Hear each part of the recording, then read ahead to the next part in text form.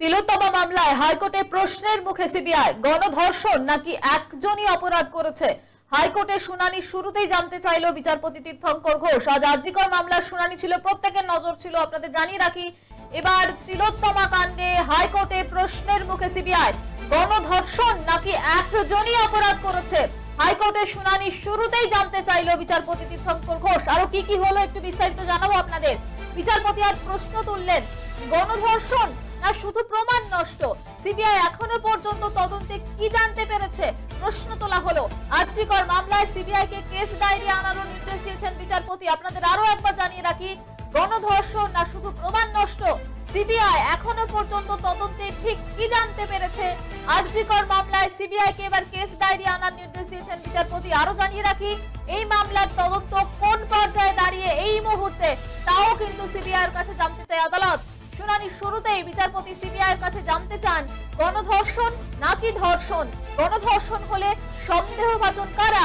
CBI কে বিচারপতি প্রশ্ন করেন, আমরা এই আদালতে এটা জানতে চাইছি, পরে আর কি তদন্ত করলেন? রাজ্য সরকারের যেই তদন্ত হয়েছিল সেখানে কেন আটকে থাকলেন? এরপর কি তদন্ত করলেন প্রশ্ন করা হলো। একটি চার্জশিটের পর আর কোনো চার্জশিট দেননি আপনারা? বিচারপতি সিবিআই কে বলেন, রিপোর্ট দরকার নেই, দরকার কেস ডায়েরি, সেটা আনতে হবে। আনার নির্দেশ দেওয়া হয়েছে, ইতিমধ্যে আপনাদের জানিয়ে রাখলাম। আরো জানাবো যে বিচারপতির তাৎপর্যপূর্ণ মন্তব্য ছিল আজকের শুনানিতে। যেহেতু এই মামলায় একজনের সাজা হয়েছে, সেখানে কোন কোন ধারায় চার্জ গঠন করা হয়েছে প্রশ্ন তোলা হয়। সাজাপ্রাপ্ত ব্যক্তি কি একমাত্র অভিযুক্ত নাকি আরো কেউ আছে, এই প্রশ্নও তোলা হয়। সিবিআই তরফে আইনজীবী রাজদীপ মজুমদার তিনি বলেন যে আমাদের আরেকটু সময় দেওয়া হোক। তখনই বিচারপতি প্রশ্ন করেন, সব অফিসাররা তৈরি থাকলে কি সমস্যা আপনাদের? এর মাঝে সওয়াল করেন লিগ্যাল এডের সঞ্জয়ের আইনজীবী কৌশিক গুপ্ত। তিনি বলেন, যাকে দোষী করা হলো তাকে বলতে দিতে হবে। রাজ্যের তরফে আইনজীবী কল্যাণ বন্দ্যোপাধ্যায় জানিয়ে দেন, নতুন কোনো তদন্তে রাজ্যের আপত্তি নেই। তবে তার প্রশ্ন, আদালত কি ট্রায়ালের পর কাউকে ফের তদন্তের কথা বলতে পারে? ট্রায়াল কোর্টের কাছে যাননি, এমনটাই কিন্তু জানানো হয়েছে রাজ্যের তরফে।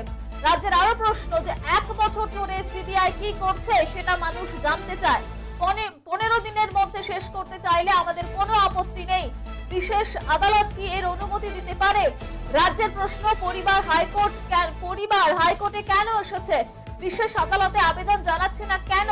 এই প্রশ্নও কিন্তু তোলা হয়। আপনাদের জানিয়ে রাখি, ঠিক আজকে শুনানির দিকে আমাদের নজর ছিল। শুনানির পরেই তিলোত্তমার পরিবার সাংবাদিকদের মুখোমুখি হয় অভয়ের পরিবার। তারা কি বলেছেন শোনাবো আপনাদের। কি বলবেন, আশা রাখছেন কি ঘটনাটা? হাইকোর্টে আজকে মামলাটা উঠেছে এবং আমাদের যে সাবমিশন ছিল সেটা উনি ভালো করে তত্ত্বাবধান যেটা বলে সেটা করেছেন এবং আমাদের যে ফার্দার ইনভেস্টিগেশনের কথা বলা হয়েছে সেটা উনি শুক্রবার দিন সিবিআইয়ের কাছে কেস ডায়েরি সহ সিবিআইকে সমস্ত আমাদের খুশি করার মতো তদন্ত করে তার উত্তর দিতে বলেছে। তদন্তে কোথায় সমস্যা তৈরি হচ্ছে, মানে আপনি কি মনে করছেন? কোর্ট আমাদের সঠিক বিচার দেবে বলেই আমরা মনে করছি এবং আমাদের যে লড়াই চলছে সেই লড়াই আমাদের চালাতে সুবিধা হবে। রাজ্য সরকার আজকে বললো যে এরকম ভাবে কি নতুন করে আবেদন করা যায়, যেখানে নিম্ন আদালতে ইতিমধ্যেই ট্রায়াল সমাপ্ত হয়েছে। এই ঘটনাকে কি বলবেন? রাজ্য সরকার একদিকে বলছে ফার্দার ইনভেস্টিগেশনে কোনো তাদের অবজেকশন নেই, কিন্তু আবার আইনের দিক দিয়ে বাধা দেখাচ্ছে। তারা কি যে সঠিক কথা বলতে চাইছে পরিষ্কার করে বলছে না। যেটা রাজ্য সরকারের প্রথম 9 তারিখ থেকে আমরা দেখে আসছি সেই চরিত্রটা এখানেও তুলে দেবে। সেদিন আপনার মেয়ের সাথে যারা যারা ছিলেন তাদেরকে এখনো ডাকা হয়নি, জিজ্ঞাসাবাদ হয়নি, অনেক কথাই বলেছেন। কি বলবেন, তাদেরকে কি ডাকার প্রয়োজন রয়েছে? 54টা কোশ্চেন আমাদের কাছে রাখা হয়েছে এবং কোর্টের কাছে আমরা সেই 54টা কোশ্চেন উত্তর চেয়েছি। কোর্ট কিভাবে সেই কোশ্চেনগুলো উত্তর দেবে সে কোর্টকেই ভাবনা চিন্তা করতে হবে এবং সেটা কোর্ট আজকে যে কথা বলেছে তাতে বোঝাই গেছে তিনি ভাবনা চিন্তা শুরু করেছেন। ম্যাডাম, আপনাকে একটা প্রশ্ন, এতদিন পরে প্রথমবার একটা কোথাও গিয়ে প্রশ্ন করলেন বিচারপতি যে গণধর্ষণ না শুধু প্রমাণ লোপাট, সিবিআই এর কি এবার আরেকটু বেশি স্পেসিফিক হবার ব্যাপার থাকছে?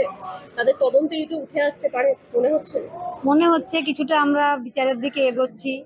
কারণ সিবিআইকে আমরা বারবার চেষ্টা করেও এটা বোঝাতে পারিনি যে এটা আমার মেয়ের যে প্রতিষ্ঠানিক খুন, এটা যে ধর্ষণের মোটিভ না, এটা যে তাকে খুন করাই তার মোটিভ, যে হসপিটালে যে ওষুধ জাল দুর্নীতি এসব সে জেনে ফেলেছিল এবং সে এত পেশেন্ট মারা যায় তার প্রতিবাদ করেছিল, তাকে তাই খুন করা হয়েছে। এটা আমরা সিবিআই কে বারবার বলা সত্ত্বেও সিবিআই এদিকে আওতায় আনেনি। এবার হয়তো আনবে, সিবিআই হয়তো নড়ে চড়ে বসবে। অভয়ের বাবা মা কোথাও এবার একটু ভরসা পাচ্ছে, আশার আলো দেখতে পাচ্ছে যে এবার হয়তো সিবিআইও হাইকোর্টের নির্দেশে নড়ে চড়ে বসতে পারে, এমনটাই কিন্তু আশার আলো দেখছে। অন্যদিকে তিলোত্তমার পরিবারের আইনজীবী তারা আদালতে তিনি আবেদন করেন আদালতে যে পরবর্তী তদন্ত আদালতের নজরদারিতে হোক, অতিরিক্ত পুলিশ সুপার পদমর্যাদার আধিকারিকদের নিয়ে সিট গঠন করা হোক, এমনটাও দাবি করেছেন। সেই আইনজীবী কি বলছেন শোনাবো আপনাদের। এর উত্তর এর আগে বাবা মাই দিয়ে দিয়েছে।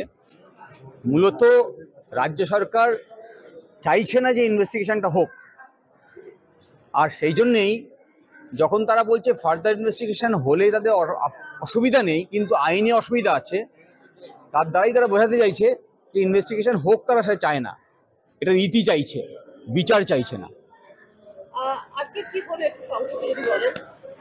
আদালত প্রশ্ন করেছেন যে আপনারা যখন তদন্ত করছিলেন তখন ফ্লেক্সিবল ছিলেন কিনা, যে ইস্যুগুলো উঠে এসছে ইনক্লুডিং গ্যাংরেপ, সেই বিষয়গুলো আপনারা কিভাবে এক্সপ্লোর করেছেন, রিপোর্ট ফাইল করুন, কেস ডায়েরি নিয়ে আসুন, এটুকু।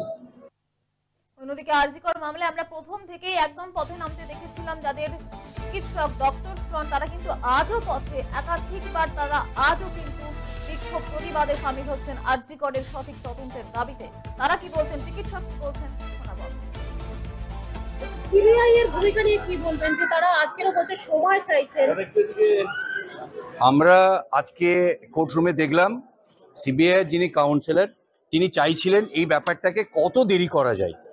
এটা থেকে বোঝা যায় যে সিবিআই যে এতটা সময় হাতে পেয়েও তাদের যে ইনভেস্টিগেশন যেভাবে করার দরকার ছিল তাদের কোথাও একটা বড়সড় গাফিলতি আছে, যেটা শিয়ালদা কোর্টের বিচারকও লক্ষ্য করেছেন যে সিবিআই এর যেভাবে তৎপরতা নিয়ে যেভাবে প্রশ্নগুলির উত্তর খুঁজে পাওয়ার দরকার ছিল তারা করেনি। কিন্তু আমরা লক্ষ্য করছি সবে জল গড়াতে শুরু করেছে, এই জল কোথায় পৌঁছবে আমরা দেখতে চাই। সব মিলিয়ে আরজিকর মামলায় সিবিআই কোথাও গিয়ে আজ প্রশ্নের মুখে আমরা দেখলাম হাইকোর্টে, সেদিকে আমরা নজর রেখেছিলাম এবং একটা আশার আলো দেখা যাচ্ছে। অভয়ের বাবা মা তারা ভরসা রাখতে পারছেন। এদিন রাজ্যের তরফেও কিন্তু বেশ কয়েকটি প্রশ্ন করা হয়, বিচার প্রক্রিয়া শেষ হওয়ার পর কি পরবর্তী পর্যায়ের তদন্ত করা যায়, বিশেষ আদালতে কি এর অনুমতি দিতে পারে, হাইকোর্ট কেন বিশেষ আদালতে আবেদন জানাচ্ছে না, সেই পরিবার কেন এই আবেদন জানাচ্ছে না, সেই প্রশ্ন কিন্তু রাজ্যের তরফেও তোলা হয়। তবে সব মিলিয়ে আপনাদের জানিয়ে রাখি যে 1 বছর ধরে প্রায় তদন্ত হচ্ছে, সিবিআই কি করছে গোটা দেশ জানতে চাইছে এই ঘটনায়। নজর রয়েছে আমাদেরও। হাইকোর্টে এই মামলার পরবর্তী শুনানি রয়েছে আগামী 28শে মার্চ, সেদিকে অবশ্যই নজর থাকবে আমাদের। এখন এখানে শেষ করছি, দেখতে থাকুন 24 আওয়ার্স টিভি।